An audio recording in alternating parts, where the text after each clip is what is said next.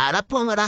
இதுக்கு மேல அவங்களும் என்னத்தான் பண்ணுவாங்க. ஒரு பிரச்சனையை சரி பண்ணா இன்னொரு பிரச்சனை. ஐயோ 154 ரன் தான். SRH ஸ்டார்டிங்ல கொஞ்சம் விக்கெட் விட்டு ஸ்ட்ரகிள் பண்ண மாதிரி இருந்தது. ஆனாலும் ஈஸியா வின் பண்ணிட்டாங்க. இந்த மாதிரி ஒரு சீசன் தர்மாட்டி விந்தாதான் நம்ம ஆளுங்களுக்கு கொஞ்சம் புரியும்னு நினைக்கிறேன். இருக்க அரக்கோண மேட்ச்ல இன்னும் இருக்கிற யங்ஸ்டர்ஸையும் ட்ரை பண்ணி ஏதாவது ஒரு டீமை செட் பண்ணி விடுங்க.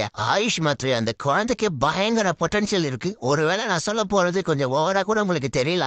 எனக்கு அந்த பையனோட பேட்டிங்க பார்க்கும்போது லைட்டா சர்மாஜியோட சாயல் தெரியுது. நீங்க என்ன நினைக்கிறீங்க? த வேர்ல்டு பிரேவிஸ் யாருன்னா குத்துடாயா அப்பா. 4 6 நறுக்குன்னு குத்துறான் பாருங்க. பாக்குறதுக்கே இவ்வளவு ஆனந்தமா இருந்துச்சு தெரியுமா? டேய் அப்படியே பிடிச்ச அமைக்க போட்டிருக்கடா. அடுத்த 10 வருஷத்துக்கு தலையோட வெளியே காமிச்சிடாதீங்க. பவுலிகளையும் ஓரளவுக்கு டீசென்டான ஆளுங்களை தான் வச்சிருக்கோம். அதுவும் சின்ன பசங்க வேற. கம்போஜி காலில நூறுன்னு அப்கமிங் சீசன்ல நம்மளோட கை ஓங்கும்னு நினைக்கிறேன். பாப்போம். 2 தலை வந்து சிஎஸ்கேவை காப்பாற்ற முடியும்னா வேற எவனாலையும் இந்த டீமை காப்பாற்ற முடியாது. சரி ஓகேடா அப்பா, மன வருத்தமா இது மறக்காம சப்ஸ்கிரைப் பண்ண தட்டிட்டு போயிடுங்க.